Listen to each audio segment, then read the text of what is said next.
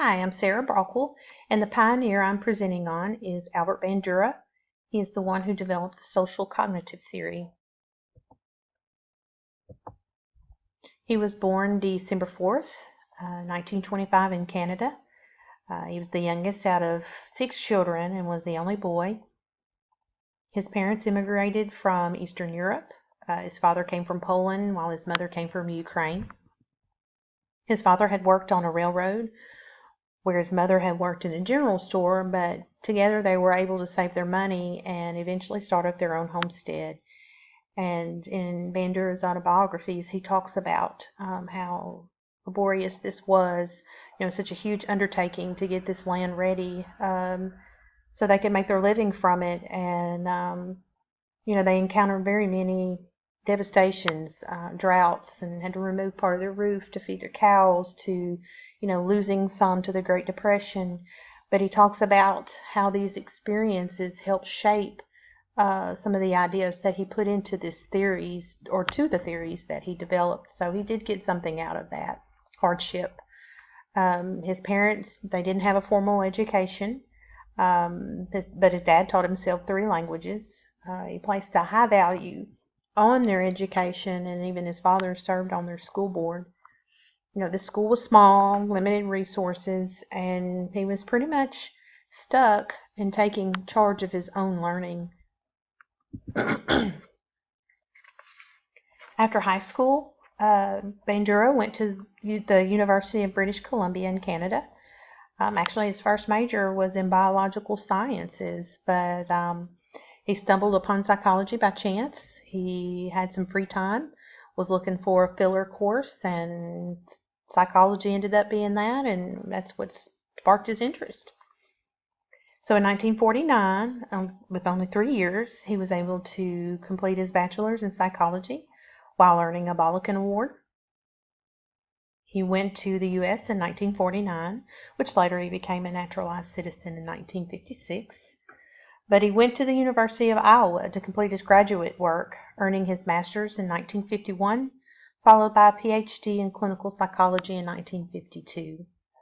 There at Iowa, he met his future wife, Virginia, by what he describes as a fortuitous event, by meeting her in a sand trap while playing golf. They married in 1952 and had 2 daughters, Mary and Carol. He completed a postdoctoral clinical internship at Wichita Child Guidance Center there in Kansas. He was in that position from 1952 to 1953. And after he left there, he went to Stanford University to be on the faculty, where he is still a member today. As a behavior theorist, Bandura felt like there needed to be more room in a theory for more than just behavior. So he filled those gaps of the other theories by including cognition and social learning. So to the left of our Venn diagram here, we have our behaviorists. You've got Skinner and Pavlov and their behavior theories, a natural association in response to a stimuli, or behavior changes related to rewards or punishments, where Bandura, his theory added a social element, arguing that people can actually learn new information and behaviors by just simply watching other people. So this is where he kind of came in and filled those gaps, combining the behavior and the cognitive, and where his shift ended up going more towards the social cognitive area. Through his research, Bandura observed the components of learning, that occur through observation and modeling behaviors, and sometimes those behaviors are imitated, sometimes they're not. But the concept led to the theoretical framework of the social cognitive theory.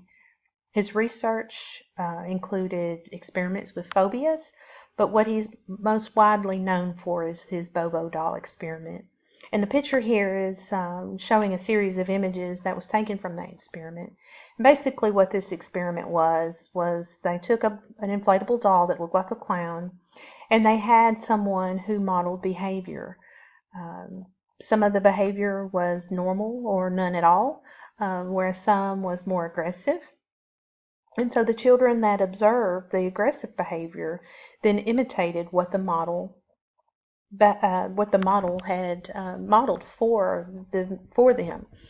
And so these children were even taking some of these behaviors to the next step, adding language, and even when a child produced a gun, and even though that was not modeled, um, he seemed to pick up on that aggression and displayed that on the doll.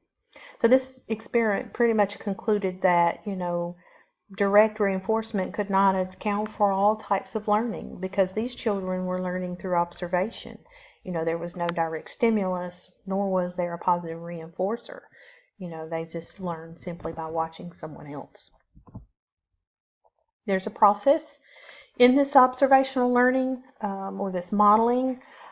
First, there needs to be attention. To learn something, the learner needs to be attentive. Anything that distracts the attention could have a negative effect on learning.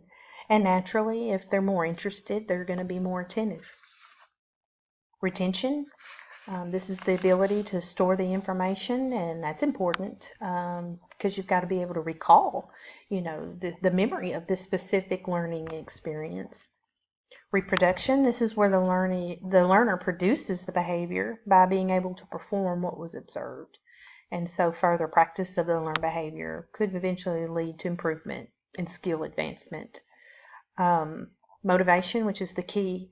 This has to be there in order to drive that desire to even reproduce this behavior. Sometimes reinforcement and punishment needs to play a part in this motivation as well. But I've got a picture here, of a child with his father and wanting to imitate him and be just like his father. So they're both mowing the lawn. B.F. Skinner stated that we are a product of our environment. And while Albert Bandura didn't argue that, he just kind of looked at it differently, thinking, well, yeah, but while the environment works on us, we in turn work on that environment, which this led him to realize, there's a cognitive process here, what goes on in our head. And so he termed this reciprocal determinism. And there's three components. There's the personal, environment, and the behavior. And so the personal part pretty much says what we think is a major determiner of who we are, what we do, and how we feel. We are what we think. And our environment includes reinforcers, punishers, triggers, and modeling. And then our behavior is influenced by the environment, but behavior also influences our bodies and physical environment. So they all work together, creating this triangle and work with each other. Bandura also developed the theory of self-efficacy. Self-efficacy is that belief in one's own capabilities and has an effect on what an individual chooses to do, the amount of effort he puts into doing it, and the way he feels as he is doing it. So according to Bandura, a person's attributes or attitudes, abilities, and cognitive skills comprise what is known as the self system. So this system plays a major role in how we perceive situations and how we behave in response to different situations. So self-efficacy is that essential part of this self-system. And then here I've got a quote from Dr. Bandura, and it says, "People with high assurance in their capabilities approach difficult tasks as challenges to be mastered rather than as threats to be avoided." So you can see how this fits in many aspects in life. Influential pioneers. He was greatly influenced by behavior and learning theories. When he first started, his studies were in behavior, but I would argue that there was some influences, from Pavlov and Skinner. But he went on with his research and he found that behaviorism really wasn't his little niche. So he kind of moved over to more of the social and cognitive side of the theories. And some of that was related to an instructor he had there at Stanford, which kind of led him more over to social learning. And then I've included a picture as well, kind of a funny little comic strip, and it depicts more or less how each pioneer felt like or describes learning or the process of learning. Bandura's had many accomplishments, more than what can really be put into this slide, but he is known as the fourth most cited psychologist of all time, and that's behind B.F. Skinner, Sigmund Freud, and Jean Piaget. And he's also the most cited living one. He's 91 years old. Bandura received numerous awards for his contributions to the field of psychology. He's had an Outstanding Lifetime Contribution Award, gold medals. He even received a Grawemeyer Award for his self-efficacy and cognitive theory, and then he's also received the National Medal of Science. Bandura also held many organizational memberships and positions, including the APA president in 1974, which he was also the youngest one to hold such a position. And here I have a picture of Dr. Bandura receiving that National Medal of Science. President Obama presented him this award during a ceremony there at the White House in 2016. Bandura is also associated with many years of involvement within academic journals. He's even co-authored and authored 9 books, which I have listed for you. The first 2 were actually the ones that were co-authored. And how is this important in education? Well, to me, modeling is one of the most important things. Modeling is such an important tool in the classroom and allows the students to learn vicariously. So not only should modeling be done as a means to show a student what they are expected to learn, let's say, how to complete this project, but also, what an appropriate behavior and response is as well. If a child sees a positive consequence from a behavior, they may tend to repeat that behavior more. If they see a negative consequence, well, then they are less likely to perform that behavior.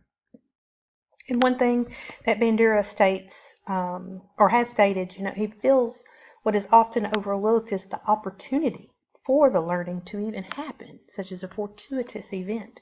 A student needs those chance opportunities to come in contact with the material, with the experience, so they can gain that knowledge. So as teachers, that's our job, to bring those events or those chances to the student.